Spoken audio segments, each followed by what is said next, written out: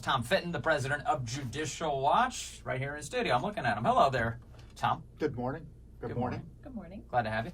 All right, so Bill Barr off to speak to the Senate Judiciary Committee today. He's going to be testifying there about the Mueller Report and everything that's been discovered. Ahead of that, some leakers attempting to salt the earth, though, to try and destroy Bill Barr's opportunity to testify with a clean slate, because there's these headlines coming out of both the Washington Post and the New York Times that Bob Mueller was very grumpy with Bill Barr after he released his initial 4-page letter indicating the top-line findings of the Mueller Report. What do you make of the latest scandal to envelop all of this in the last 10 hours or so? Well, it's a non-scandal because obviously the report's out, so we can judge whether Mr. Barr accurately portrayed it in that initial disclosure where he said there's no collusion, which of course is what the report found. And he also said Mueller didn't exonerate the president of obstruction, but I found there was no obstruction as a matter of law and fact. That was the bottom line.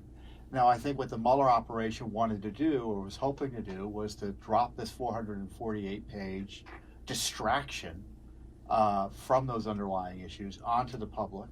And Barr saw right through that and said, no, we're going to get these conclusions out quickly so people have the core questions answered. And so they didn't like the fact that the story about the Mueller Report is no collusion, no obstruction. Mm-hmm.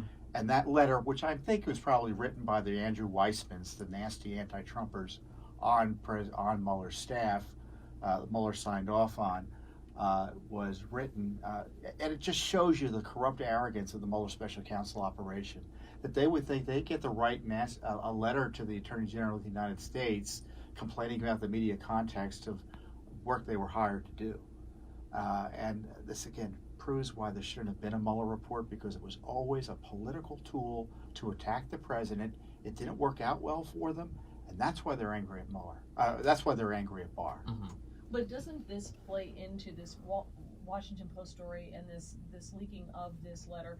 Doesn't this just play into Trump obstructed, Barr's trying to hide it, and that's the narrative that we just keep hearing over and over, and the left is convinced, and the media carries their water for them, that that's what came out of the Mueller report. And this is why we need to continue to subpoena and investigate through 2020. I think that's a fair analysis of why they're pushing this out. I would suspect the Justice Department actually leaked this to get it out before it was brought up at the hearing, so they got ahead of it. Really? But who knows?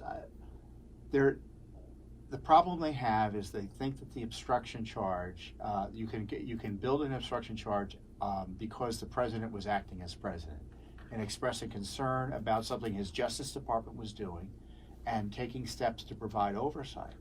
That's at heart what you see in this obstruction report. And when you see Mueller really writing a bunch of gossip in hundreds of pages about what the president was doing, you could see someone like Attorney General Barr saying, well, that doesn't amount to a hill of beans prosecution-wise, and we're not doing it. And, my concern is that the Justice Department has put itself through Mueller, and, Barr semi-endorsed it by allowing the report to be published as the arbiter of what the president can do as president. Right. And that's really an assault on our system. It's interesting to me. I thought Mueller's task was to figure out what prosecutable crimes happened, and that was it. That's the extent of it, right? Because the way this letter seems to be framed, not only by the press, but in terms of the actual quotes we get from Mueller to Bill Barr, it's almost like he was more concerned with the spin. Like, what's the public relations campaign on this going to be like?